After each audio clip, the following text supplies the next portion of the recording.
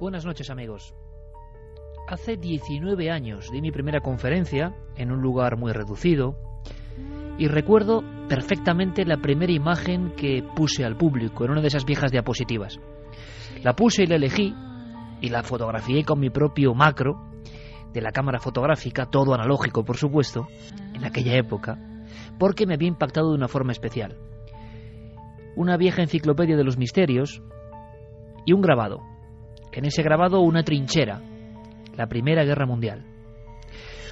Un soldado parece que está observando algo, pero no es ningún contrincante, no es ningún enemigo. Es algo que parece etéreo, algo envuelto en una sábana blanca o sudario, algo que se le aproxima. En ese grabado, en esa estampa antigua, que empezó a circular justo en los años 20, todo un icono del misterio. El soldado que veía algo y poco después ya se lo están imaginando, ya os lo estáis imaginando. Una bala traicionera impactaba en el cráneo. En ese mismo instante, aunque ese soldado no lo sabía, una carta recorría países, distancias. Una madre atemorizada, una madre angustiada, una madre que, de alguna forma, quién sabe, se representaba como imagen de auxilio, como una especie de vínculo mental o anímico, una madre que escribía diciendo: hijo mío, presiento que algo muy malo te puede ocurrir hoy. Claro, hace 19 años yo tenía 20 años, y una historia como estas, con nombres, apellidos y documentos tan añejos como ese grabado, me impactaron lo suficiente como para ser mi primera forma de aproximarme a este tema de cara al público. Ahora la vida ha dado muchas vueltas, y podemos aproximarnos a estos temas incluso con científicos de primer nivel. Porque esta noche tan especial, con el horario y sus cambios, vamos a condensarla a tope, vamos a exprimirla a tope, vamos a aprender eso que es tan importante para los miembros de Milenio 3. Vamos a aprender, ¿sabéis de qué? De los últimos enigmas del cerebro. Porque ha pasado mucho tiempo desde aquellos últimos días de 1919, de aquellas apariciones, de aquellos presagios. La dama blanca, la señora blanca que se aparecía, a veces sonriente, a veces con cara de auténtico pavor, de terror, de pánico, como un elemento del inconsciente colectivo, en aquel instante, en aquella primera gran guerra. Y muchas veces, y se hicieron estudios, ocurrían cosas precisamente al soldado, que era el testigo, que horas antes había afirmado observar a la extraña. ¿Todo esto es un mito o no? Parece que no. Y en esta noche del cerebro, y hemos hecho varias en estos años, vamos a intentar empezar con algo que a mí me parece realmente fascinante. Algunos de los grandes hallazgos de la neurociencia, de la investigación de los impulsos eléctricos del cerebro, de la creación de aparatos y técnicas como el electroencefalograma, tienen que ver con esta historia que yo os acabo de contar, envuelta todavía en el vaho del antiguo, en las postales viejas, en los grabados impresionantes. ¿Con quién podemos hablar de enigmas del cerebro?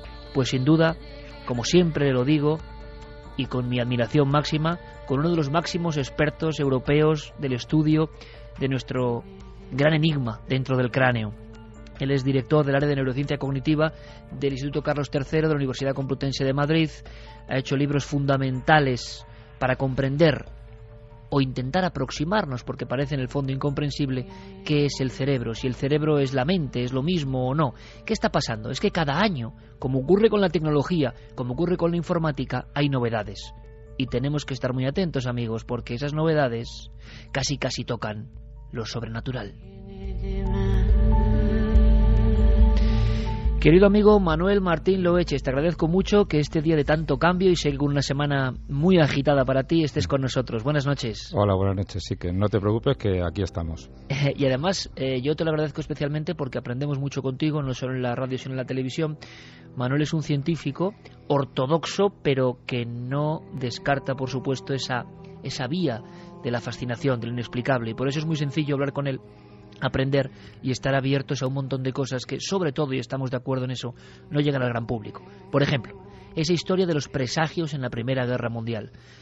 Hablando contigo, fuera de micrófonos, hace unos días, me contabas y quería contar esta historia. Y a mí me parece increíble y me gustaría que me desvelases algo de esa vieja postal con la que hemos empezado.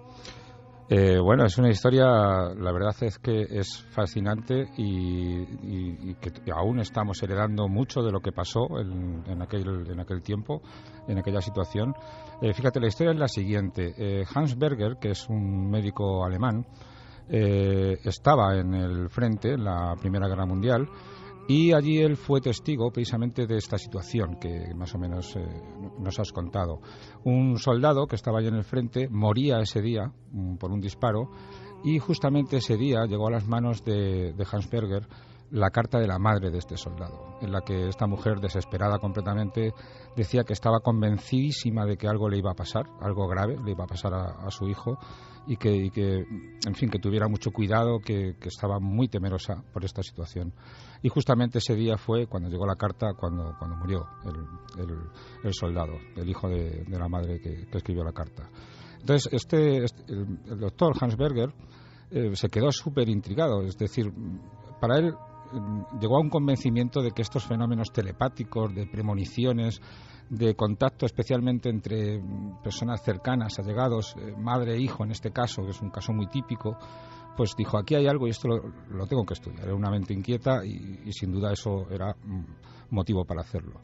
Entonces se le ocurrió estudiar la actividad cerebral, es decir, cómo estudiar la actividad del cerebro para poder aproximarse a estos temas de la telepatía, de la premonición, etcétera, etcétera. Estuvo haciendo experimentos durante unos años con el objeto, ya digo, principal de la telepatía, y el principal sujeto de su estudio era su hijo, porque con esta idea de que la afinidad entre dos personas mejoraba estas comunicaciones extrasensorias, pues lo hacía más idóneo. Hizo muchas pruebas, mucha gente había perseguido el estudio de la actividad del cerebro, de la actividad eléctrica, se sabe y se sabía entonces que tenía mucha actividad cerebral, que llegaba hasta la piel, pero no se había conseguido registrar todavía. ¿Por qué? Porque en la piel, cercana al cerebro, en el cráneo, existe mucha otra actividad eléctrica que viene del corazón, por ejemplo, que viene de la piel, de los músculos, y no había forma de conseguirla. Entonces a este doctor, a Hans Berger, se le ocurrió restar la actividad de dos electrodos situados en la cabeza, donde se eliminaba toda la actividad que no fuera del cerebro y quedaba limpia, clara y concisa la actividad cerebral. Y desde entonces hasta hoy no ha cambiado básicamente la técnica, es esa. Para estudiar la actividad del cerebro necesitamos dos electrodos y la diferencia entre ellos. Y esto lo descubrió Hans Berger. Él hizo muchos estudios con su hijo, acabó por desechar la posibilidad de seguir con la telepatía porque mejoró mucho el método de estudio del cerebro y se dedicó plenamente a ello, a estudiar las ondas cerebrales, las ondas beta, alfa, etcétera, etcétera. Y eso es básicamente lo que tenemos hoy día. Es una técnica preciosa para estudiar el cerebro y bastante asequible además. Pero Manuel, ¿me quieres decir, por lo tanto, con un sí, con un no, un misterio ayudó ese salto absolutamente prodigioso para llegar al electroencefalograma? Un misterio constatado por el médico, pero que luego no pudo certificar después, pero sí que de verdad que hay muchos grupos que hoy día y desde hace años se dedican a estudiar estos fenómenos con esta técnica precisamente, pues como digo, desde aquel entonces se han estudiado muchas cosas sobre el cerebro gracias a esta técnica. Y de hecho hay que romper una lanza por Hans Berger porque mucho de lo que sabemos sobre el cerebro es gracias a él y a esta técnica, como por ejemplo las fases del sueño. Sabemos que hay 4 fases del sueño donde la actividad cerebral se va haciendo cada vez más lenta y donde luego pasamos a una fase de movimientos oculares rápidos donde los ojos se mueven de forma un poco alocada de un lado para otro, y además el cerebro está tan vivo como si estuviera despierto. Todo eso se conoce y se nombran estas fases gracias a esta técnica que inventó Hans Berger. O sea que la telepatía o la premonición que intuyó Hans Berger fue el origen de esta técnica y el origen de muchos de nuestros conocimientos más actuales que se siguen y se seguirán utilizando en la clínica y en la investigación, sin duda. Todo un científico como Manuel Martín Loeches explicando una historia que es importante, que a veces el cerebro, o el misterio, mejor dicho, es la punta de un iceberg que nos conduce a futuros descubrimientos y hallazgos. Entonces, Manuel, y esto sirve casi de entrada para arrojarnos a este abismo de esta noche que es el cerebro y sus misterios. Sinceramente, cuando uno busca rápidamente información de Hans Berger, ¿por qué nadie cuenta esto? Pues no lo sé, se cuenta en muy pocos sitios, pero sí que es verdad que este tipo de historias, ya lo sabes, Iker, a veces son tabú en ciencia, y eso que hay científicos destacados y muy preparados que lo estudian o que lo intentan abordar, aunque como siempre nos encontramos con el viejo problema, y es que es difícil de replicar este tipo de fenómenos. Digamos, una conclusión con la que yo circulo y circulamos muchos científicos es que de alguna manera hay algo, puede haber, es decir, yo ahí no lo voy a decir como algo objetivo, pero puede haber una comunicación entre cerebros sin contacto por medios físicos conocidos, que serían más o menos desconocidos, pero son tan esquivos estos fenómenos que en fin, sigue siendo difícil y están de momento relegados y claro, es fácil que cuando se habla de Hans Berger, de la técnica de la electroencefalografía, esta historia pues se omita. Pero vamos, yo no tengo ningún reparo. Yo siempre que hablo de esta técnica lo cuento en todos los círculos. Me parece además muy maravillosa y muy interesante. Coincidimos y estoy seguro que ahora cientos de miles de oyentes que saben algo más que se les oculta habitualmente están muy agradecidos.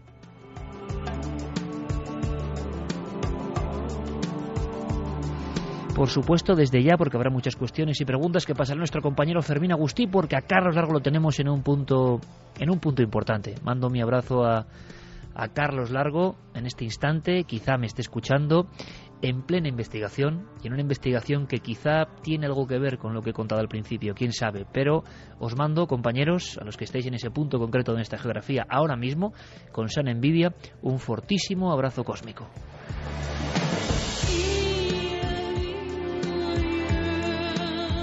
Líneas abiertas, vías de contacto, porque estoy seguro que habrá muchísimas reflexiones, preguntas, cuestiones. ¿Hasta qué punto se ha avanzado en el asunto del cerebro? Nosotros mandábamos una pregunta, una encuesta, una especie de llamada, para que vosotros la completéis.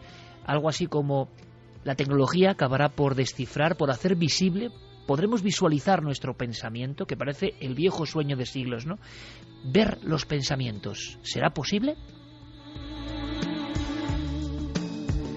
Ya sabéis, en ikerjiménez.com podéis votar. Gracias, como siempre, por la maravillosa participación. Lo mismo en cadenaser.com, con ese muro que hay, milenio3 con número @cadenaser.com, y, por supuesto, las vías de contacto de las redes sociales, Facebook y Twitter. La Nave del Misterio. Aprovecho para decir, La Nave del Misterio en Facebook y Twitter es nuestra página, no hay ninguna otra. No tenemos Twitter, no tenemos Facebook. Carmen y yo no tenemos nada de eso. Solamente Guillermo León comandando el tema La Nave del Misterio.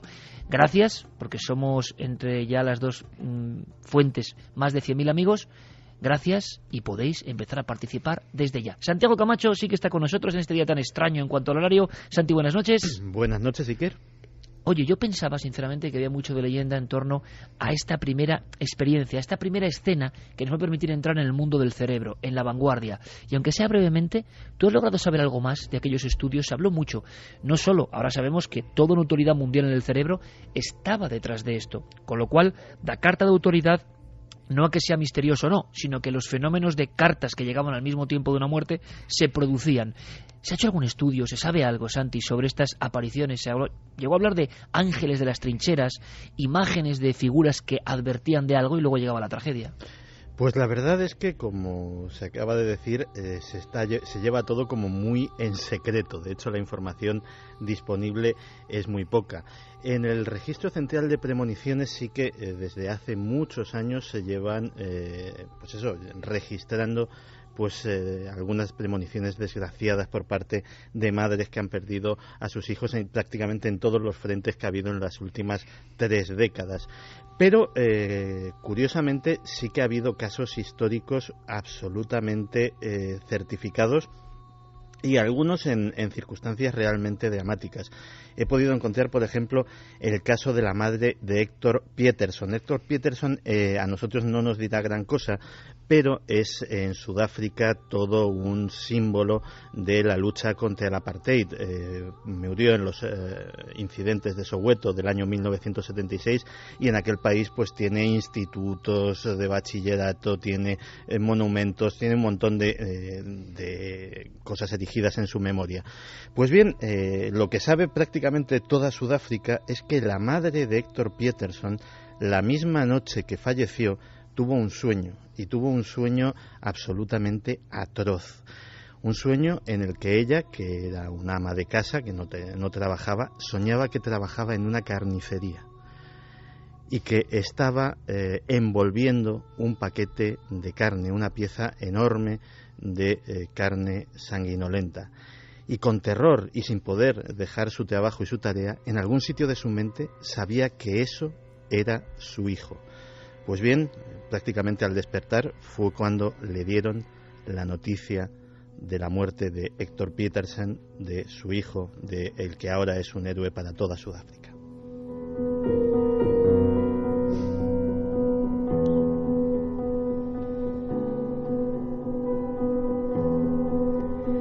Es muy curioso, porque da la impresión de que estos hechos surgen por una especie de conexión de emociones. Por eso quizás son tan difíciles de replicar en laboratorio. Estamos detrás de un caso impresionante. Bueno, realmente en la última semana se están produciendo muchas cosas. Nuestro buen amigo Manuel Martín Loeches, que repito es un lujo tenerle de alguna forma colaborando con nosotros, con esta amabilidad y con esta sapiencia, sabe que me refiero a un caso que abordaremos sobre todo en la televisión, de un catatónico que al parecer despierta de ese letargo que es otro enigma del cerebro y ayuda a salvar tanto a su madre como a algunos familiares. Pero, según parece, Manuel, no hay muchos estudios, es curioso, entre el vínculo madre-hijo, cuando parece que es lo más fuerte, lo más emotivo, lo más vinculante, y sin embargo, a nivel de estudios ya del cerebro, de tecnología, de buscar esas raíces que nos unen, se ha hecho muy poco entre madres e hijos.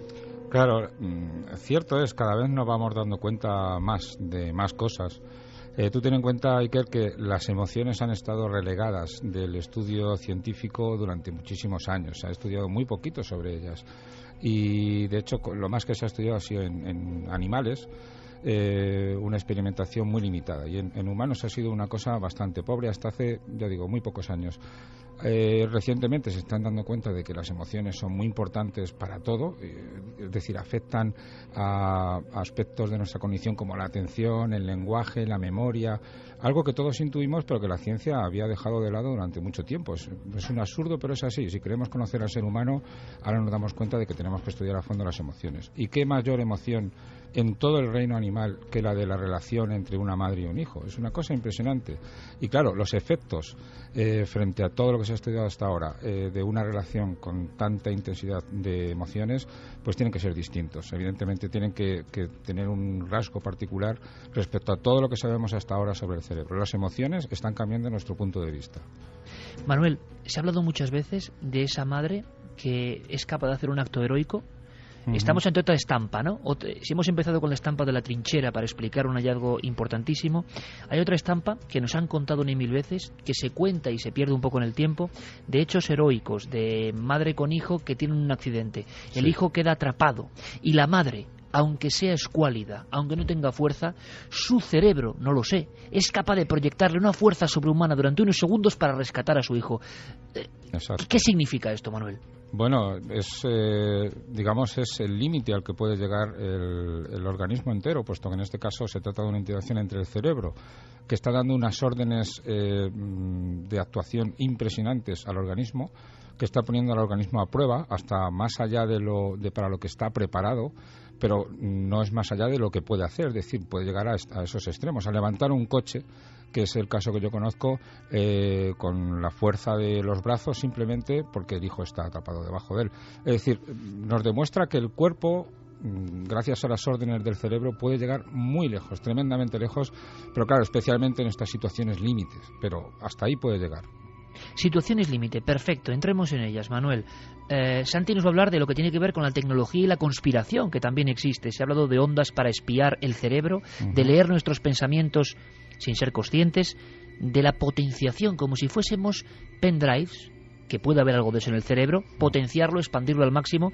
Vamos a ir combinando entre esa visión de Santi y la visión científica, pero como digo, absolutamente ajustada a la verdad, que la verdad también tiene misterios, y sé de lo que hablo, y sé de lo que hablo realmente, en el sentido de que estas cosas nos desarbolan en ocasiones, están ahí, habrá que analizarlas, y seguramente la ciencia vaya aumentando su esfera y nos proporcione de eso que es misterio conocimiento que no deja de ser mágico y maravilloso. Por ejemplo, estados límite, perfecto. Hablábamos antes de la catatonía, de un momento en el que alguien se desconecta de la realidad.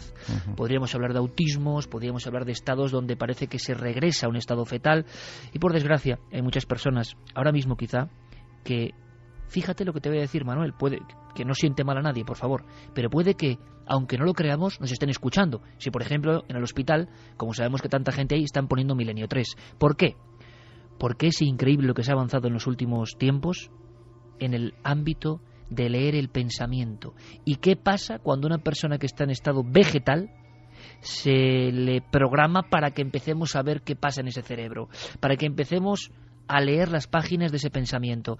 Esto tiene una parte de verdad que causa escalofrío, Manuel, y otra que es esperanzadora. Se está viendo que los vegetales, cuidado, piensan, sienten, imaginan. Exactamente, la verdad es que fue una cosa impresionante que salió en todos los medios de comunicación hace no más de un par de años, quizá menos, y que se está presentando en todos los congresos del mundo, porque es una cosa impresionante realmente. Yo siempre digo, antes de nada, que del cerebro sabemos ahora mismo como mucho el 1 por 1000. Nos queda muchísimo por descubrir. ¿El 1 por 1000? Como mucho, sinceramente. Es decir, sabemos muy poquito, sabemos apenas nada, y cada día salen noticias nuevas, y gracias a que la tecnología mejora, cada día sabemos cosas, cada día sabemos más cosas y además más sorprendentes, ¿no? Y una de ellas fue esta que estamos comentando, que es personas que están en estado vegetativo, que se llama algunas veces también coma vigil. Son personas que están en coma, pero no en el coma habitual, que en el coma habitual está la gente como dormida, con los ojos cerrados, como si estuvieran, pues eso, dormidos tirados, digámoslo así.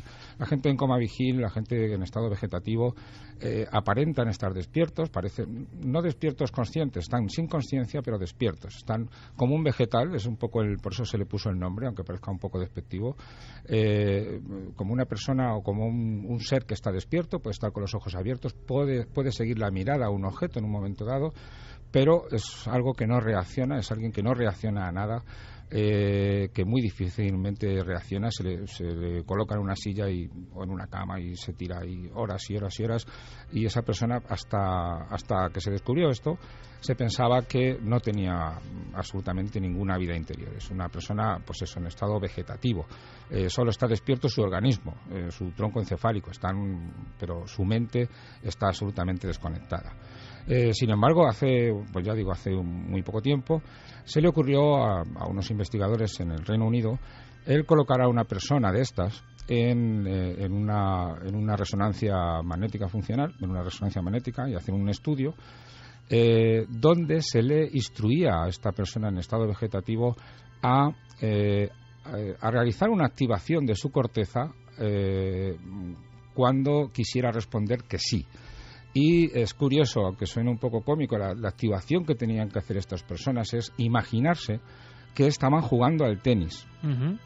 Porque, un principio descubierto también últimamente es que cuando nos imaginamos hacer algo, el cerebro se activa exactamente igual que si lo estuviéramos haciendo. Es decir, es lo que digo yo, y además que se ha constatado, cuando yo estoy leyendo un libro de aventuras, el cerebro, está viviendo esas aventuras.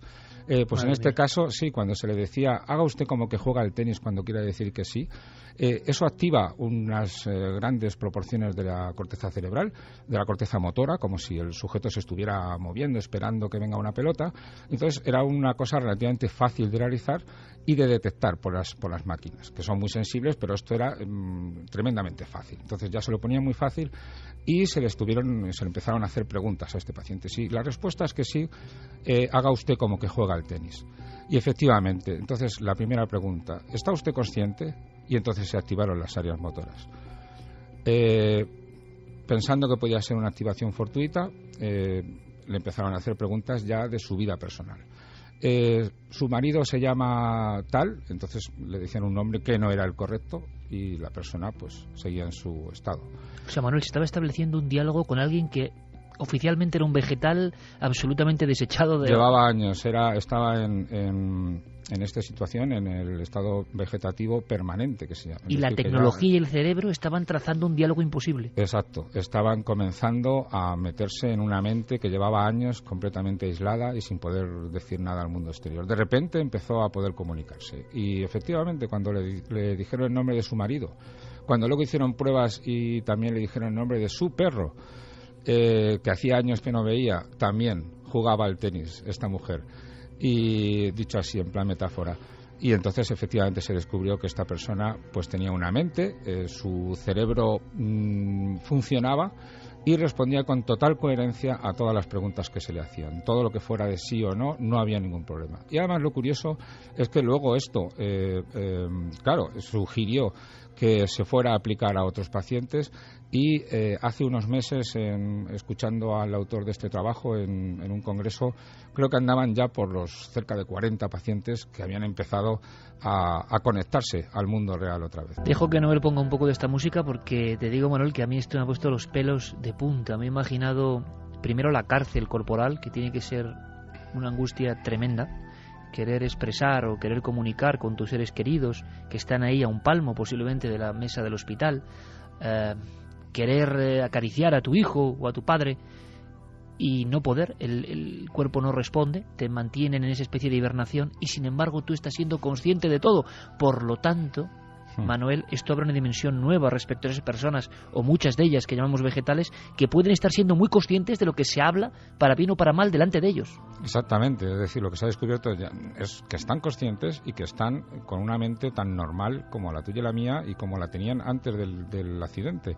Es decir, que lo único que no pueden hacer es comunicarse con el mundo exterior. Su cuerpo parece que pertenece a un zombie, que parece que no tiene vida, y sin embargo la mente consciente está dentro y está pues esperando una de estas nuevas tecnologías para poder comunicarse. Y bueno, si se sigue investigando por esta línea, acabará siendo relativamente fácil llegar a completar la comunicación con estas personas, pero además de forma bastante completa. Evidente, ¿no?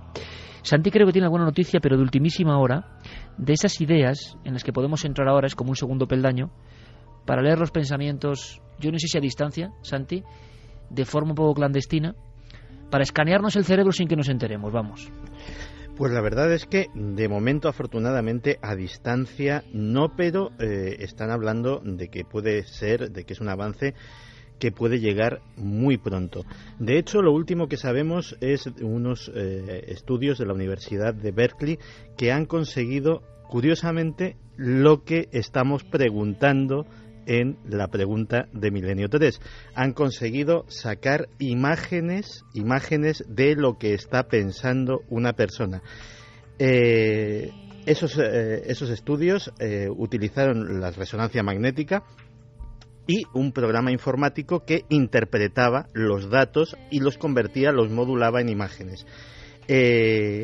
No son impresionantes, pero son impresionantes desde el punto de vista de que, por ejemplo, tengo delante de mí la imagen de un pájaro, de un loro, concretamente en vuelo, que es lo que se les mostraba a los sujetos de estudio, y esas imágenes que eran proyectadas en la pantalla a través de lo que se sacaba directamente de sus cerebros, muestran, si no evidentemente el detalle, pero muestran una mancha que se distingue perfectamente del fondo, que tiene exactamente la misma forma de las alas extendidas, la cola larga del pájaro, etcétera, etcétera. Shinji Nishimoto, que es uno de los responsables, dice que de conseguir imágenes claras de lo que es una mente en funcionamiento, de proyectar la mente en una pantalla, estamos a unas pocas décadas. Así que imagínate los avances que nos esperan.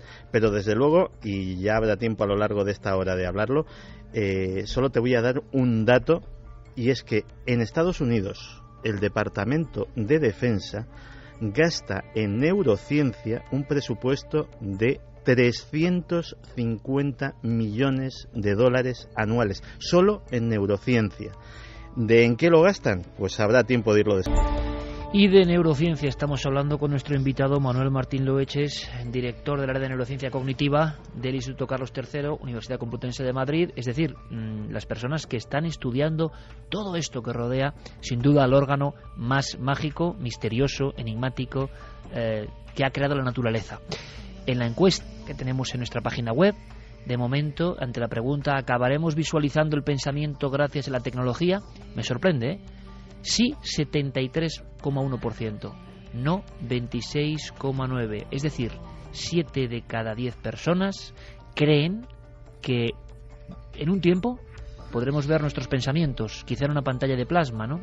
O los de otros.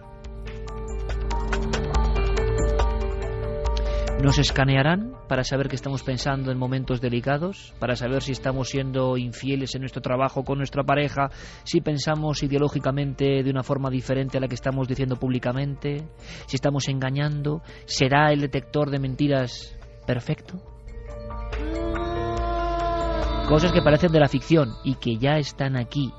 Por cierto, Manuel, hablando de ondas para espiar los pensamientos, de toda esta línea de lo que se está investigando, hace muy poco, con una imagen muy impresionante, se comparaba en otro de los congresos, yo creo que a nivel plástico más que otra cosa, pero también tenía una fuerza tremenda, una especie de madeja de galaxias, la imagen que se ha logrado obtener del universo más lejana. A mí, a nivel poético, que es lo que puedo ser, no científico, viendo eso me parecía algo extraordinariamente complejo, con un orden que sobrecogía, orden para unos, caos para otros, tampoco lo sé, pero desde luego una madeja impresionante de galaxias interconectadas. Cuando uno comparaba esa imagen con una de lo que se va conociendo del cerebro y de sus autopistas internas, era difícil de distinguir. Y yo te pregunto, si el cerebro es un universo, o el universo es un cerebro, ¿dónde está la materia oscura? ¿Dónde están los mayores enigmas ahora mismo? ¿Dónde están las áreas más incomprensibles de ese universo que tenemos en la cabeza ahora mismo, Manuel? Bueno, ahora mismo del cerebro humano las áreas más incomprensibles abarcan, yo diría que el 99%. Es decir, lo que sabemos... Pero esto tampoco se cuenta, es lo que me asombra a mí totalmente. Estoy acostumbrado, permíteme, a escuchar a personas que primero no tienen tu categoría en el nivel científico, pero que hablan, pretenden, igual sabiendo que hacen una labor muy bien determinada, como si se conociese absolutamente todo, como si todo estuviese muy controlado. Las áreas son estas, los perímetros donde ocurre esto es esto, y luego alguien que es una autoridad como tú me dice lo contrario. Bueno, hay una ligera idea, pero es una idea muy burda. De momento conocemos el cerebro de verdad muy burdamente. Yo creo que avanzaremos muchísimo en las próximas décadas, puede que dentro de 10 años el avance sea bestial, de hecho, pero ahora mismo es que sabemos muy poco. Tú fíjate que hay un proyecto de reproducir neurona a neurona una parte milimétrica del cerebro de una rata, y en esto se están invirtiendo muchísimos millones. Es el proyecto Blue Brain, que se inició en Suiza y que hay investigadores españoles del CSIC y de la Politécnica que están trabajando en ello.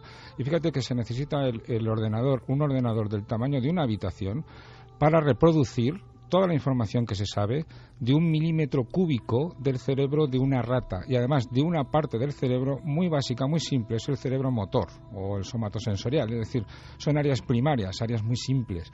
Y hay otras áreas, según nos acercamos a varios centímetros de ahí, en la rata y especialmente en el humano, que tienen que ver con nuestros pensamientos, con nuestros sentimientos, con nuestras decisiones, con nuestro lenguaje.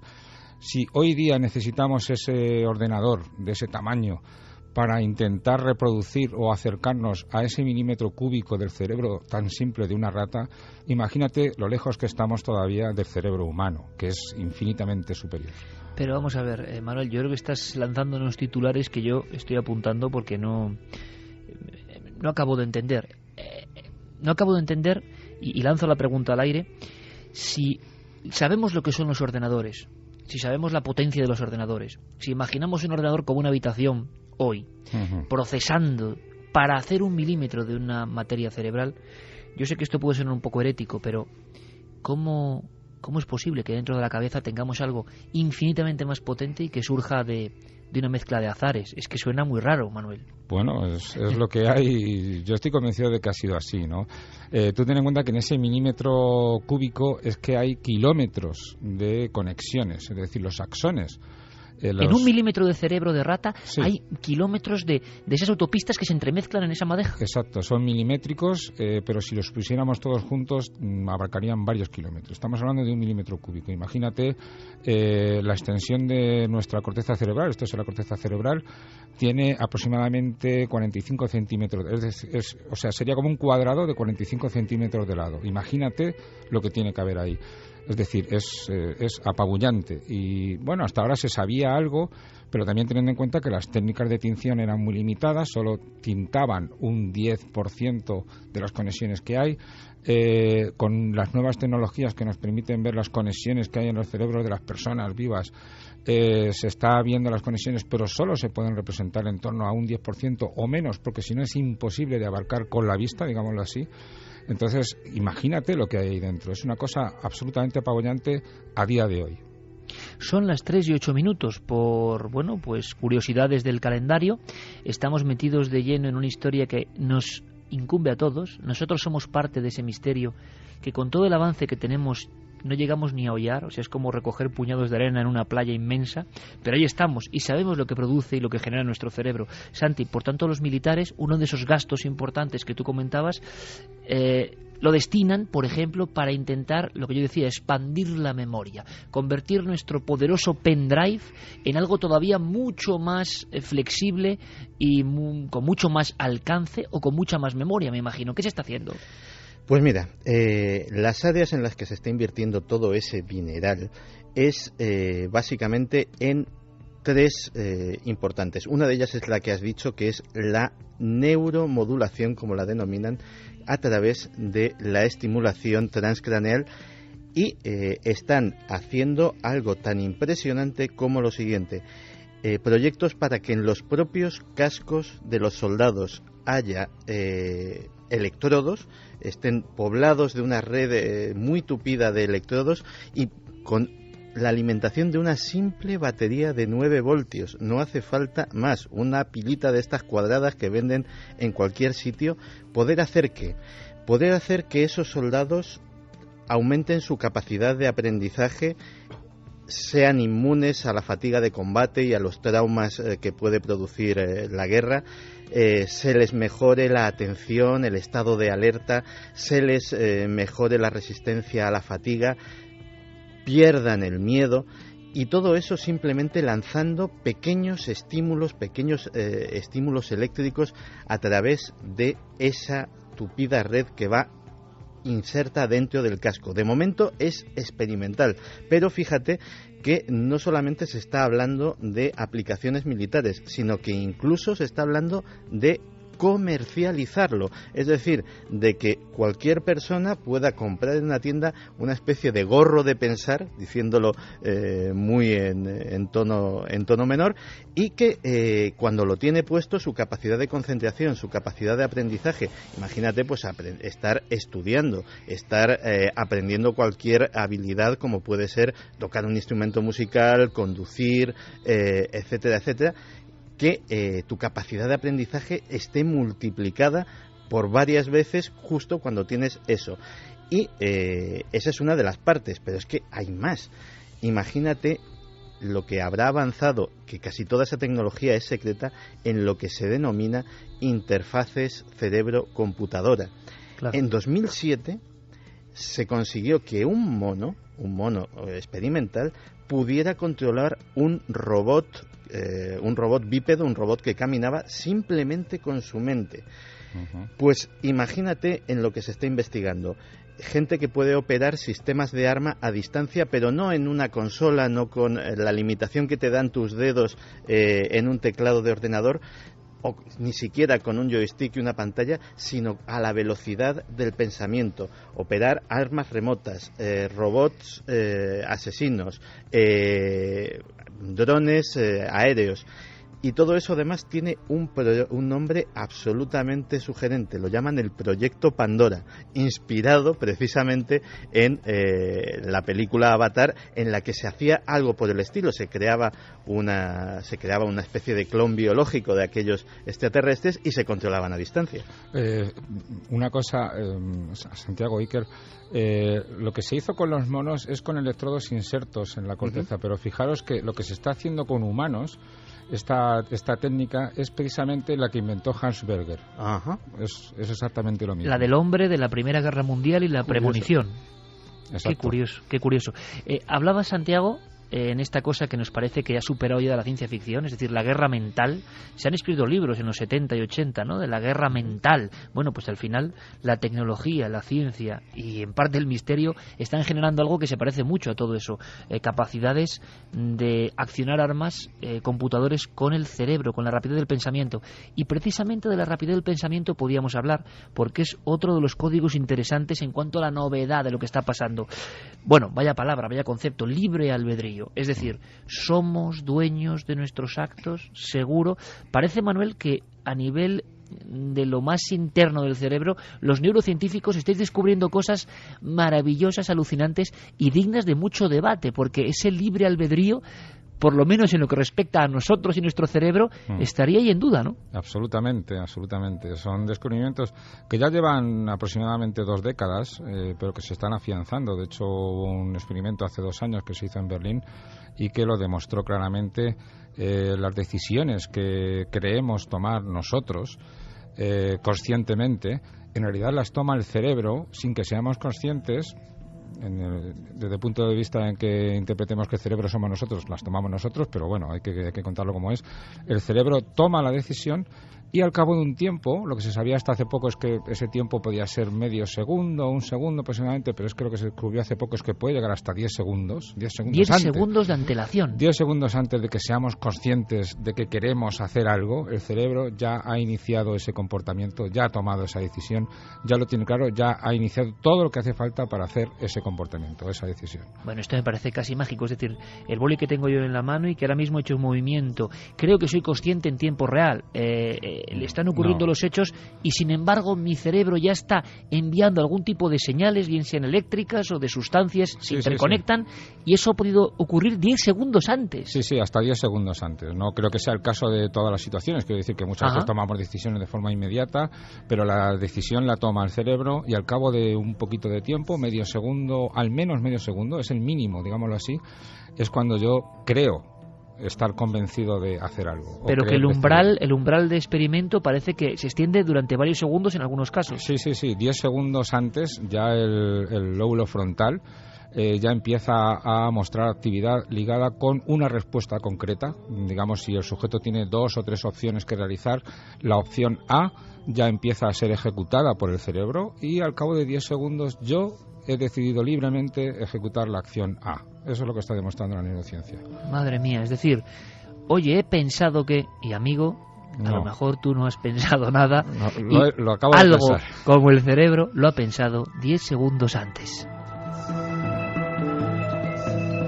Con lo cual todo esto da una dimensión de las cosas que se acercan tanto a lo absolutamente surreal, que así debe ser en la madeja profunda de la vida, imagino, ¿no? Sí. Pero desde luego que son cosas que yo te agradezco, Manuel, que contemos al gran público. Yo el primero, soy el primer ignorante, porque habitualmente, por desgracia, la frialdad, que es lógica y necesaria en lo que son los estudios, no llega. Y muchas veces las personas sí que, por ejemplo, tienen un concepto de misterio, bueno, la telequinesis, la telepatía, la precognición. Sí, eso está muy bien, pero es que resulta que la ciencia experimental, la ciencia que ha logrado reproducir estos experimentos que estamos contando, está ya tocando cosas que son igual o más misteriosas todavía. ¿Por qué no va a ser esto misterioso? Es que es increíble, ¿no? Yo desde luego considero, creo que uno de los hallazgos, o sea, que una de las máximas computadoras esté ahora funcionando, la imaginamos funcionando a todo tren, para coger un pequeño milímetro cuadrado, una mínima porción del gran campo de fútbol del cerebro, vamos a llamarlo así para que lo entendamos, y esté esforzándose para igualar eso en una rata, entonces ¿qué maquinario tenemos ahí? ¿Y por qué lo tenemos ahí?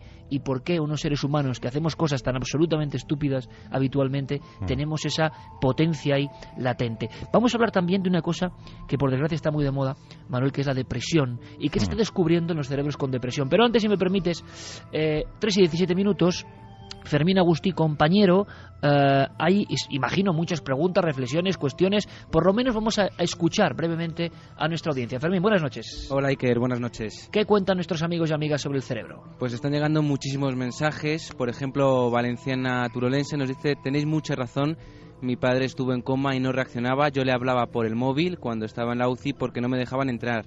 Reaccionó qué bonito y salió mensaje del coma. Qué bueno, o sea que seguramente recordó luego esas llamadas. Qué bueno. También, por ejemplo, Miguel Ángel nos cuenta: buenas madrugadas, milenarios, referente a lo del coma.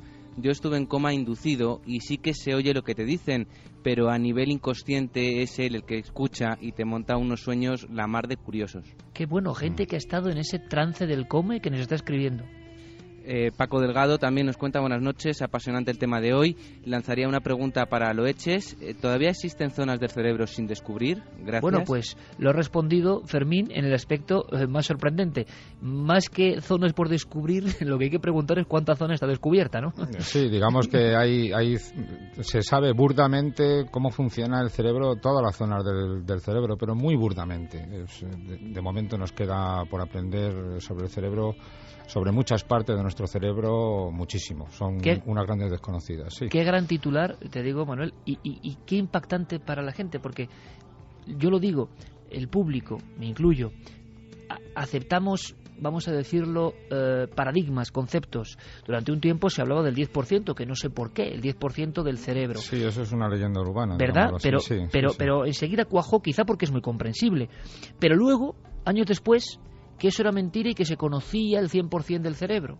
Y muchas personas, equivocándonos conceptos, han sustituido una cuestión legendaria por otra que tampoco es correcta, que es que controlamos perfectamente el cerebro, y al final ni una ni la otra, ¿no? O sea exactamente. Digamos, aquello del 10% era que usamos solo el 10%, y eso no es cierto. En nuestra aproximación burda al cerebro sí que sabemos que todo el cerebro está activo continuamente, estemos durmiendo, estemos en la fase que estemos. Todo el cerebro está activo, porque de hecho lo que no está activo se acaba muriendo al cabo de los minutos o las horas. Lo que no sabemos es lo que hace, eso sí, pero sabemos que está haciendo cosas. Más preguntas así a vuela pluma, como en un resumen, Fermín. Vamos con más preguntas. David nos pregunta que si se inventarán alguna especie de micropartículas o nanobots regeneradores o activadores de las células que hacen como una persona pueda despertar del estado vegetal.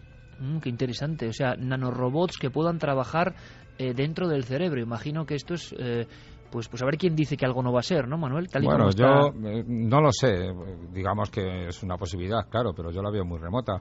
Yo lo veo más fácil con lo que ha explicado Santi antes de la estimulación magnética transcraneal. Con los campos magnéticos. No meter nada dentro de la red del cerebro, que eso debe ser muy difícil, ¿no? Hombre, difícil no, yo creo que se podrá hacer y de hecho se está haciendo algo parecido. Circunstancialmente se hacen cosas. Cuando se implanta un implante coclear, por ejemplo, se está uno metiendo en el cerebro directamente, en el sistema nervioso, y se podrán hacer muchas cosas, ¿eh? Y se hacen inserciones de electrodos intracerebrales para estimular zonas y demás, pero quizás consigamos mucho con estos campos magnéticos que son de alguna forma limpios. No hay que abrir la cabeza, en fin, son muy efectivos. Yo creo que por ahí podían ir los tiros. Pero bueno, pues Fermín, podían ser muchas cosas. Gracias por esa primera tanda. Desde luego es un tema que interesa, porque es un tema con el que todos tenemos que ver, ¿no? Todos tenemos cerebro, aunque a veces parezca lo contrario. Y tenemos ese misterio enorme, esa antena, como creían los antiguos, para conectar con lo trascendente o quién sabe con qué, pero que está ahí emitiendo cosas y que los hombres estamos estudiándonos a nosotros mismos. Claro, mente, cerebro y conciencia. Yo te digo, Manuel, que eso va a ser otro programa, porque eso va a ser imposible de abordarlo hoy. Y lo que queríamos es hacer un informativo, por ejemplo, de novedades, depresión, Manuel. Y en la depresión hay algo que tú me has contado que a mí me llama poderosísimamente la atención y que tiene que ver con eso, con las interconexiones. Sí, efectivamente. Bueno, como dices, de la conciencia y demás hay mucho que hablar. Además es un tema que a mí me fascina. Oye, a mí. Pero sobre, o sea, que eso otra noche, si te parece. Estupendo. Pero sobre este tema en concreto de la depresión, fíjate, con las nuevas técnicas de imagen, con la resonancia magnética, no funciona, sino en este caso estructural, como más o menos he adelantado antes, se pueden ver las conexiones que hay dentro de un cerebro particular, de una persona particular, es decir, qué se conecta con qué. Hay conexiones que son generales, que las tiene todo el mundo, pero luego hay muchas otras que dependen un poco de la experiencia de cada uno, de sus particularidades, de sus habilidades, digamos así. Por ejemplo, a la gente que lee tiene unas conexiones que no tiene la gente que no lee. Tanto los que saben leer como de los que saben leer, los que leen mucho y los que leen poco. Se han generado autopistas, vamos a decir, físicas, por un acto que nos parece casi espiritual, vamos a llamarlo así, como es leer, que no es físico, ¿no? Y sin embargo tu cerebro tiene un reflejo de eso. Como decía Cajal, te lo comentaba una vez, lo de el hombre es arquitecto de su propio cerebro, ¿no? Exactamente. Esa es la idea. De hecho, las conexiones se están haciendo continuamente. Ahora mismo las estamos haciendo todos los que estamos aquí y se están haciendo. Y otras se deshacen, desaparecen, pues porque no se utilizan o porque no se deben utilizar. Esto es lo que les pasa a la gente con depresión, precisamente. Que es lo que se ha descubierto gracias a estas autopistas que se están viendo.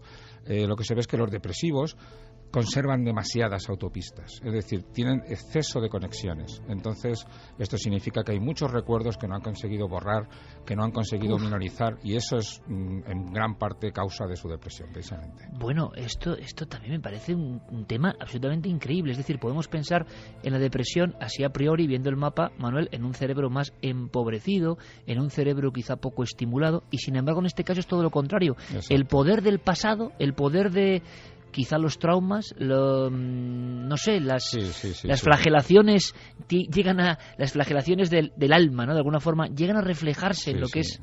Madre mía. Digamos, un cerebro tiene que aprender a descartar aquello que no es necesario y quitarse ese lastre. Eso es una cosa que tenemos que aprender todos en la vida. Todos tenemos situaciones negativas y positivas, y cuando se le da el mismo peso a una y a otra, o más peso a lo negativo, se mantiene ahí y se mantiene como conexiones que se pueden ver hoy día en el cerebro. Pero, Manuel, me estás contando, y esto desde luego me encantaría llevarlo también al aspecto visual, evidentemente, y repito que pues es un lujo, ¿no?, contar contigo, pero vamos a ver, tú me quieres decir a mí que el cerebro se encarga de casi eliminar físicamente un rastro que vosotros podéis medir, que aparece en esas señales, en esas, vamos a llamarlo, imágenes cerebrales, y que otras nos quedan ahí. O sea, la imagen de nuestros remordimientos, nuestra puerta de atrás llena de cosas, nuestra zona de densidad, nuestra zona oscura, que decían los antiguos, es que luego está reflejada físicamente, que no nos abandona y por eso nos fastidia la vida. Claro, es que esa es la cuestión. Vamos a ver. La ciencia identifica hoy día, aunque sepamos poco sobre el cerebro, identifica la mente con el cerebro. Casi todos los neurocientíficos opinan así. Y de hecho opinan que la conciencia, por ejemplo, es un invento que no sirve para prácticamente nada, salvo, como decía un neurocientífico muy conocido, para sentirnos culpables cuando hacemos algo mal. Y quitando eso, para nada más. Entonces, en la medida en que vamos descubriendo cada vez con más detalle cómo es el cerebro por dentro, vamos descubriendo todo aquello que nos parecía mental y exclusivamente mental, lo vamos viendo reflejado físicamente en el cerebro, en forma de conexiones o en forma de expansiones de áreas o en forma de neuronas de cierto tipo. Que la depresión tiene un dibujo, tiene una foto. Absolutamente, absolutamente. Y no solamente la depresión, incluso la personalidad y muchas otras experiencias de la vida. Y por ejemplo, ahora estoy pensando, tú lo sabes, tienes un niño ahora muy pequeño, ¿no? Y yo tengo también una niña muy pequeña. Exacto. Sí, estamos en ese proceso absolutamente mágico, en fin, inefable, ¿no? Sí, inefable, sí, total. Imposible de describir con meras palabras. El afecto, el amor, el afecto, el hablar a alguien con cariño, eso generará una serie de estímulos que de alguna forma, comparándolos con un cerebro que por desgracia haya tenido abandono, haya tenido desasosiego desde el principio, aunque no sea consciente, aunque no pueda hablar, eso en un cerebro de un niño, por ejemplo, ¿se podría ver? Digamos que a largo plazo, quiero decir, en el del niño, que todavía se están formando muchas cosas, según pase el tiempo se verán cada vez más claras. Sí, ciertamente el trato afectivo es absolutamente fundamental en nuestra especie, que es la especie más social de este planeta. Claro, pero entonces, Manuel, ese trazo entre lo emotivo y lo físico dentro de un cerebro ocurre, ese vínculo está. Sí, o sea, es que para la neurociencia más ortodoxa en la que yo me suelo incluir, es que es físico antes que psíquico y después que psíquico también. Es decir, lo psíquico no deja de ser algo secundario a todo eso físico que está pasando en nuestro cerebro. Madre mía. Al revés, cerebro empobrecido, cerebro con pocas, vamos a llamarlo, conexiones, autopistas. ¿En qué caso se suele dar esto? ¿Por una falta, digamos, de interés, de desarrollo cultural, de desarrollo de lectura, de desarrollo de observación? Porque hay una gran duda, y eso será otro programa también, pero es una gran duda. Se habla de que Internet está produciendo... Hay dos corrientes, más potenciación de ese pendrive que tenemos todos dentro, más capacidad de análisis, y hay corrientes, tú lo sabes bien, Manuel, que dicen que al revés, más cantidad de cosas, menos profundización, menos desarrollo, empobrecimiento. No, empobrecimiento para nada. Para nada. Internet está siendo una fuente de información muy rica y por lo tanto está permitiendo acceder a esa información. Información es poder en todos los sentidos, no solamente el político, realmente es el de poder pensar mejor, e Internet nos lo está haciendo más fácil. Eso sí, claro, entre esa facilidad está en que algunas veces la información quizás no sea fidedigna o no sea actual, ¿no? Hay de todo en Internet, ¿no? Pero no nos hace más torpes. Lo que sí que nos haría más torpes en relación con la tecnología, que se habla mucho en este sentido, es el estar haciendo 2 o 3 o 4 cosas a la vez, que eso sí nos pasa muchas veces con Internet, con el ordenador y con las capacidades que tiene un ordenador para mostrarnos muchas cosas a la vez. Entonces, en la medida en que disgregamos nuestra atención, las cosas se hacen peor. Y si enseñamos al cerebro a trabajar a medio gas en 3 o 4 cosas, funcionará siempre a medio gas en todo lo que hagamos. Entonces, ahí sí puede ser un peligro, pero en la medida en que sepamos reconducir esta forma de aproximarnos a las tecnologías, y lo estamos constatando ya, lo estamos sabiendo y lo vamos a poder corregir, no habría ningún problema. Internet es una bendición, diría yo. Qué bueno, Manuel. Santi, teletipo de última hora prácticamente. Algo pasado en Uganda que tiene que ver con alguna anomalía cerebral y, bueno, los titulares que son muy impactantes. Se habla de niños zombie. Sí, la verdad es que es una de esas cosas atroces que asolan África y que realmente es un misterio científico. La enfermedad de la cabeza que asiente o la enfermedad de los niños zombies, según la fuente a la que acudas.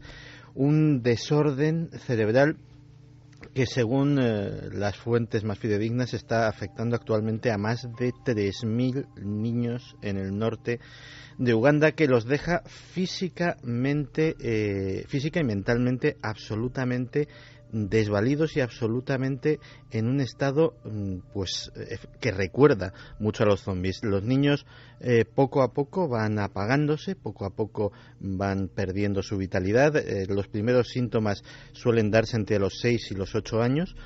Y en el siguiente estadio de la enfermedad empieza a aparecer el balanceo de cabeza, un balanceo de cabeza constante que recuerda a los movimientos de los enfermos de Parkinson y que los niños no pueden controlar. Poco a poco la mirada se va, he visto imágenes y son espeluznantes. Poco a poco la mirada se va vaciando, la mirada va perdiendo vida, el rostro pierde la expresión, los niños empiezan a andar arrastreando los pies, sus capacidades, y como tú dices, también se ven seriamente afectadas. Y finalmente pues se sientan todo el día con la cabeza moviéndose de arriba abajo constantemente y su estado se va deteriorando hasta que fallecen.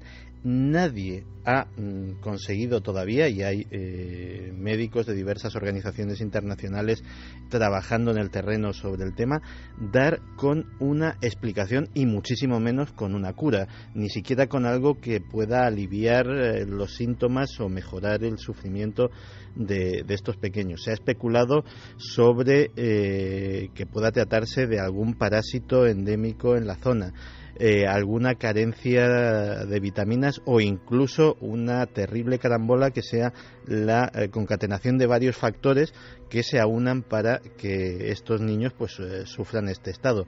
Pero lo cierto es que ahora mismo es uno de los grandes misterios de la medicina y nadie da con ello, y la enfermedad en esa zona norte de Uganda, muy localizada, pero lo cierto es que se está generalizando, se está extendiendo entre la población más joven y el propio gobierno ugandés ha pedido un grito de auxilio a la comunidad internacional para que sus mejores cerebros en el ámbito médico se pongan a trabajar a ver si encuentran una solución. Manuel, hemos hablado del afecto, el amor, la lectura, imagino que la conexión con el arte, con lo cultural, en fin, cosas de pensamiento lógicamente positivo tienen que beneficiar al cuerpo, al alma, al cerebro, a todo eso. Al revés, te pregunto, ¿qué elementos exteriores pueden hacer que nosotros tengamos un cerebro más empobrecido a nivel de pérdida de neuronas, pérdida de conexiones? ¿Se sabe algo? ¿Qué contenidos mentales más o menos macabros o aberrantes o empobrecidos, no sé cómo llamarlos, pueden afectar a la contra? Bueno, en realidad... El miedo, quizá, no lo sé. No. Yo creo más bien que el miedo sería una experiencia que enriquecería el cerebro, aunque en un sentido negativo, es decir, tendría su mayor número de conexiones, pero con un resultado en el estado de ánimo, por ejemplo, y en el funcionamiento cognitivo nefasto. Lo que le viene muy mal al cerebro humano es la falta de estimulación, y eso sí que es algo que ya hace tiempo se comprobó, que teniendo a las personas aisladas, completamente aisladas, en silencio absoluto, sin ninguna estimulación, sin nada que les toque ni tan siquiera las manos, a los que se les ponía, a los sujetos se les ponía unos guantes, especie de guantes de boxeo para que no sintieran nada en absoluto, al cabo de unas horas la gente se volvía absolutamente loca, empezaba a alucinar, digamos, el cerebro proporcionaba sus propias imágenes, sus propias audiciones para poder estimularse de alguna forma. El cerebro necesita estimulación y de hecho las personas que han sido poco estimuladas durante su infancia y no olvidemos que dentro de esta estimulación está la estimulación emocional, la de la relación con los padres, pues acaban teniendo un cerebro muy empobrecido, con menos neuronas de lo que tienen el resto de las personas, con muchas menos conexiones, y de hecho si los pusiéramos en una balanza, un cerebro normal y un cerebro de una persona que ha recibido poca estimulación, aun con el mismo tamaño, el cerebro de la persona con la estimulación empobrecida pesa menos gramos. Esto se ha comprobado con animales, no con humanos, pero desde luego a nosotros nos tiene que ocurrir exactamente igual.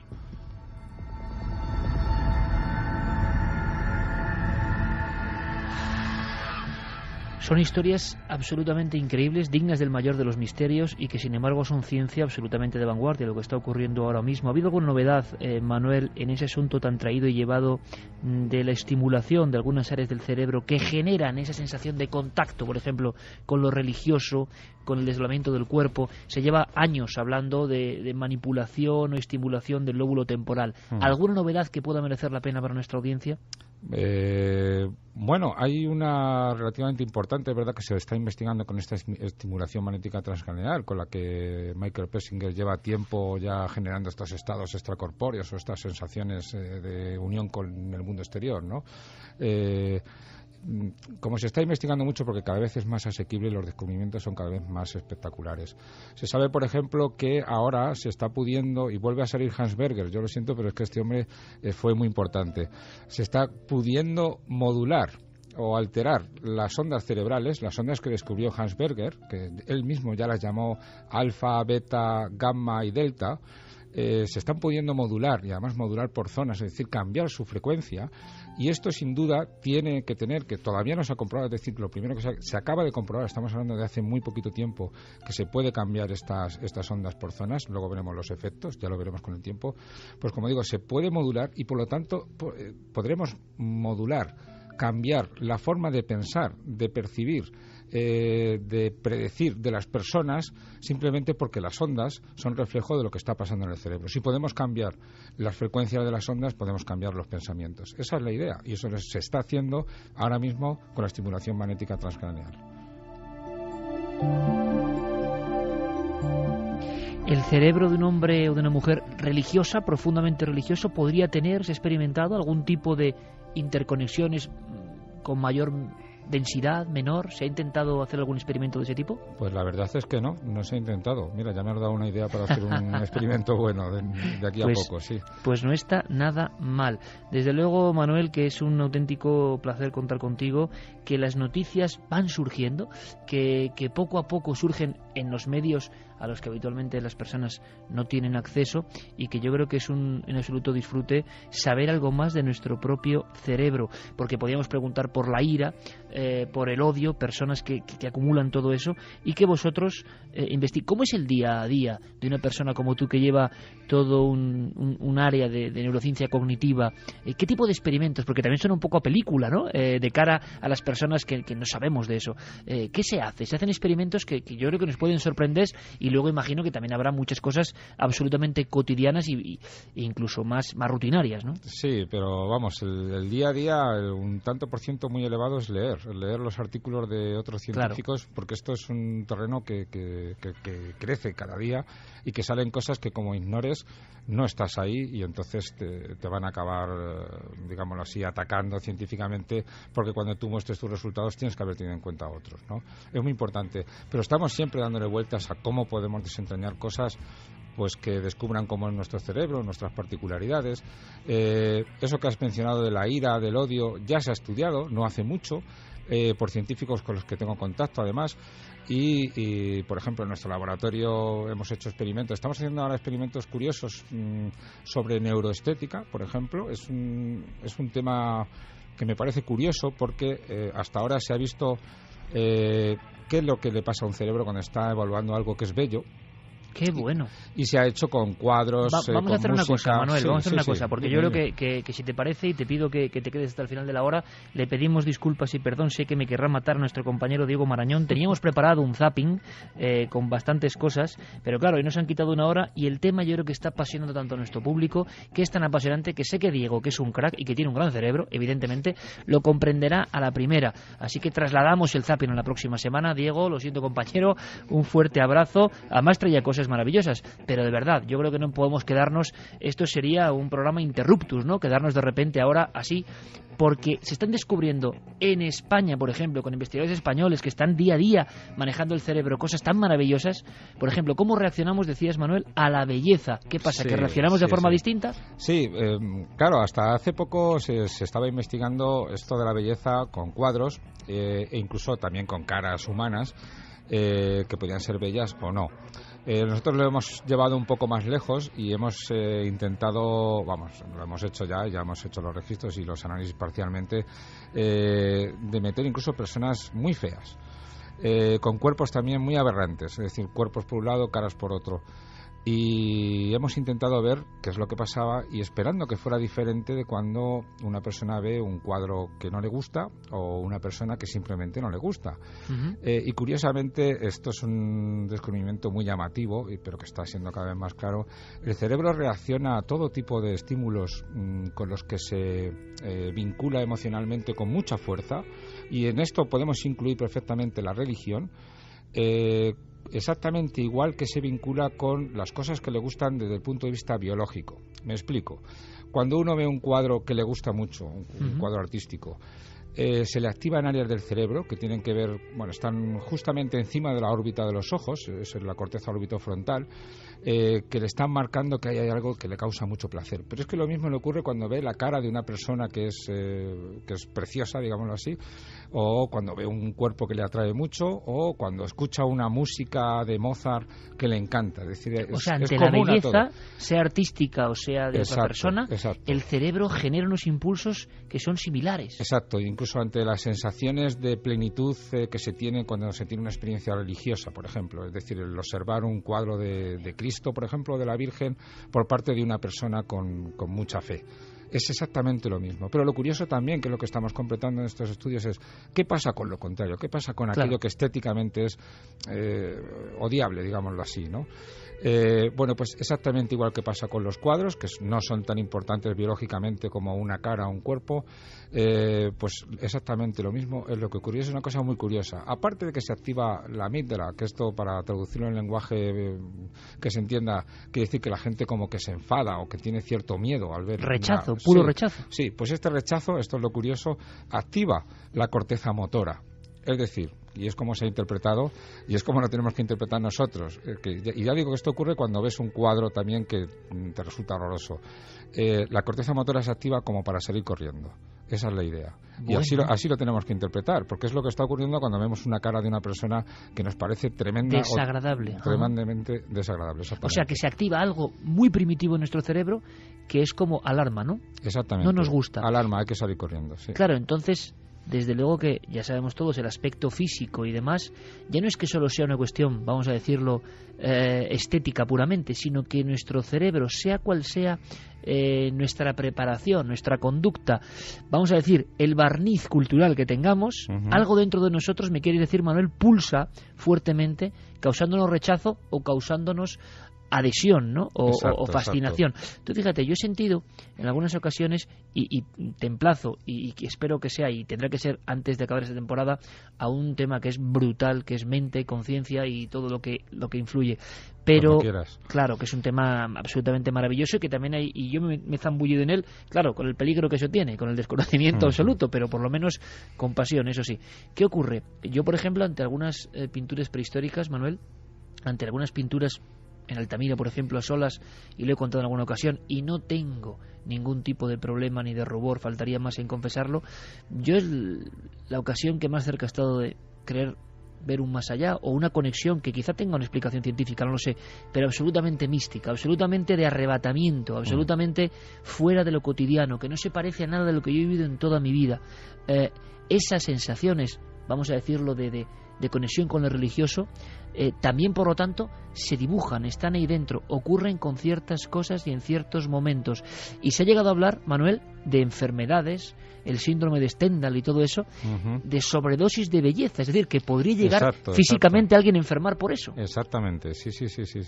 Es una cosa impresionante, porque es que además el arte, invención humana por excelencia, y uno de los grandes misterios que tendremos que desentrañar antes o después, está hecho de tal manera que estimula de una manera muy fuerte nuestro sistema visual y sus conexiones con el sistema emocional. Digamos que cada vez que vemos una obra de arte que nos atrae, que nos gusta, es decir, que no nos provoca ese rechazo de los objetos feos, se está produciendo un baño de opiáceos, es decir, de sustancias químicas similares a los opiáceos, en este caso endógenos, en nuestro cerebro, con un inmenso placer y con el peligro de que ocurra ese síndrome de Stendhal que a algunas personas les ocurre cuando este baño es excesivo. Es decir, mira, vamos a hacer un experimento ahora mismo, Noel. Quiero que pongas esta música en un instante. Es Lisa Gerrard, es una música absolutamente tocada, primero emitida por un cerebro prodigioso y que conecta o que tiene esa sensibilidad. Escuchemos un momento esta música e imaginemos qué está pasando en nuestro cerebro. A mí, y por eso hago música y radio siempre unidas,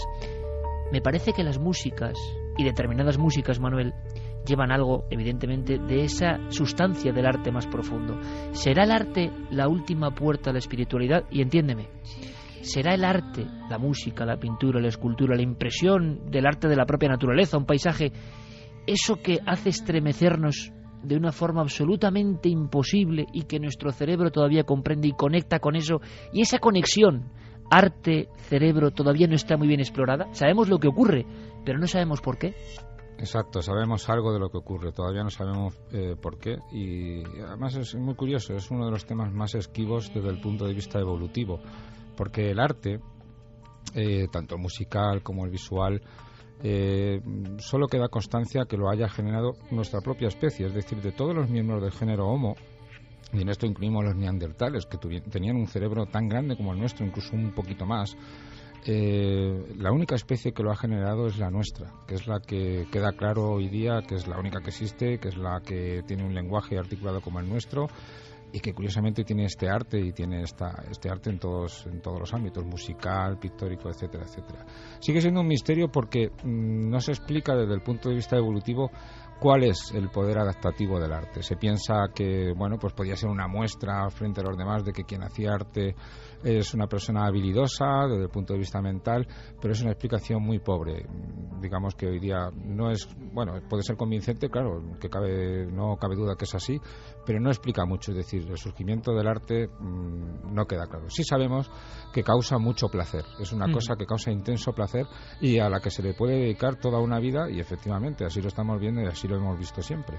Claro, y desde el principio del tiempo, con seres humanos que apenas tenían, imagino, más que para vivir en un mundo duro, y sin embargo algunos tenían esa conexión prácticamente sagrada. Enseguida vamos con más mensajes y quiero que Santiago Camacho escuche atentamente este documento, que es de una película que se llama Origen, muy extraña, que hablaba de sueños dentro de sueños, y me cuenta Santi que esto está a un paso en este noticiario de la mente, el cerebro y sus misterios de convertirse en realidad. Escuchamos.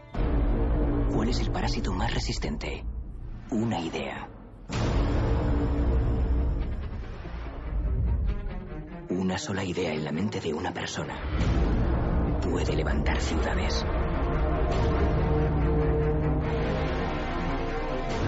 Una idea puede transformar el mundo y cambiar todas las reglas. Y por eso mismo tengo que robarla. Santi, a punto de hacerse realidad, ¿me dices lo de Origen?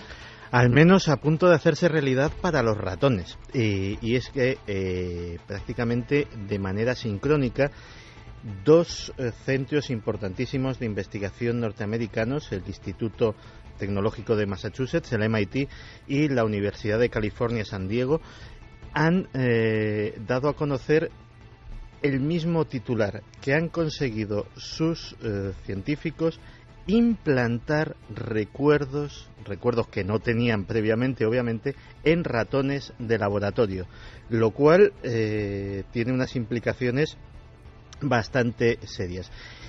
Además, curiosamente, las formas de aproximarse a esto son completamente diferentes en ambos dos equipos de investigación.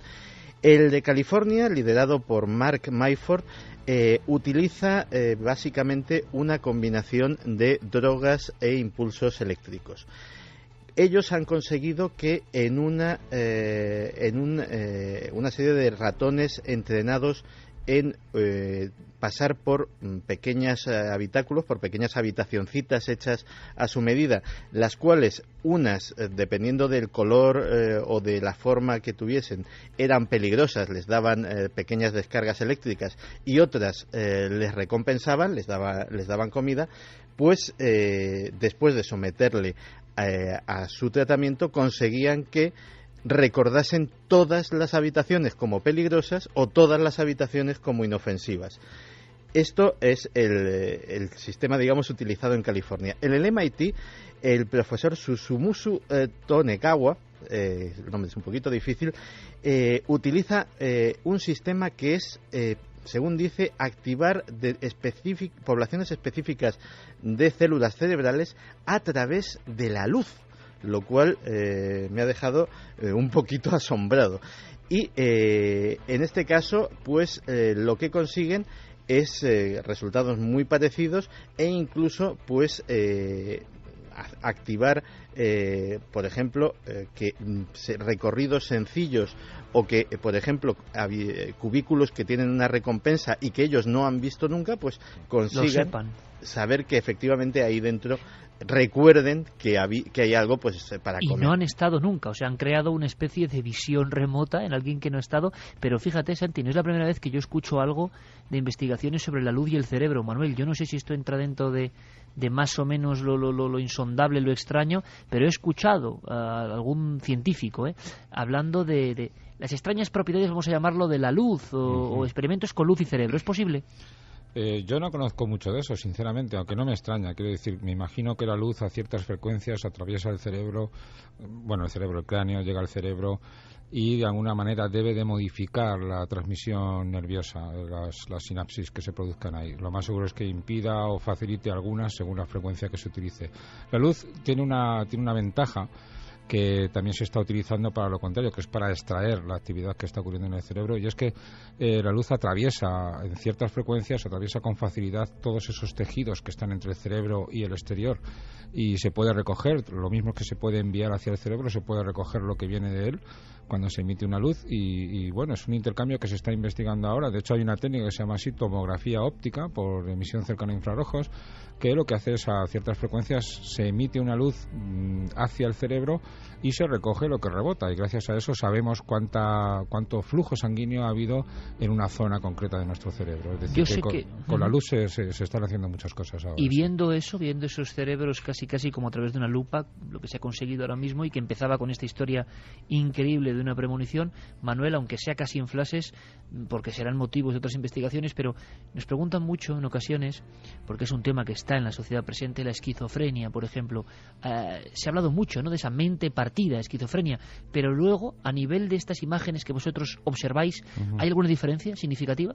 Sí, hay muchas. La esquizofrenia es hoy día un campo muy fructífero y bastante polémico, porque se lleva ya años pensando que puede haber varias esquizofrenias, puesto que hay muchos subtipos o mucha sintomatología muy variada, es decir, están desde los que están catatónicos, que no se mueven en absoluto en todo el día, hasta los que están tremendamente agitados, tienen un pensamiento que descarrila, es el término que se utiliza, es decir, que se sale por la tangente, donde se están hilando cosas que no tienen consistencia ni coherencia unas con otras, o que están escuchando voces. Es decir, hay muchos síntomas. ¿Y eso lo veríais vosotros? Me parece como cortocircuitos de esas conexiones. Más que cortocircuitos, se ven, por ejemplo, hay hallazgos hallazgos que, ya digo, se ven en algunos sujetos y en otros no, de ahí que sea tan complicado esto, pues se ve que hay sujetos que tienen exceso de neuronas en ciertas áreas, otros que tienen exceso de conexiones, como tenían los depresivos también en ciertas áreas.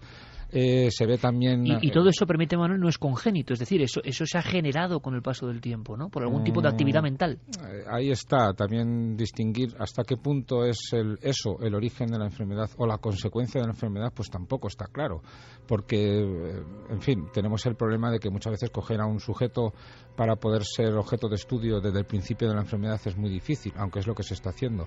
Y además que muchas veces cuando una persona manifiesta ya su primer brote, digámoslo así, de una enfermedad como estas, es posible que se haya estado cociendo algo ya en su cerebro durante mucho tiempo y haya provocado esos cambios, que ya digo son muy evidentes y se van viendo cada vez más. Pero lo que está muy claro, Manuel, es que el cerebro no es algo fijo, el cerebro no es algo unitario para todo el mundo.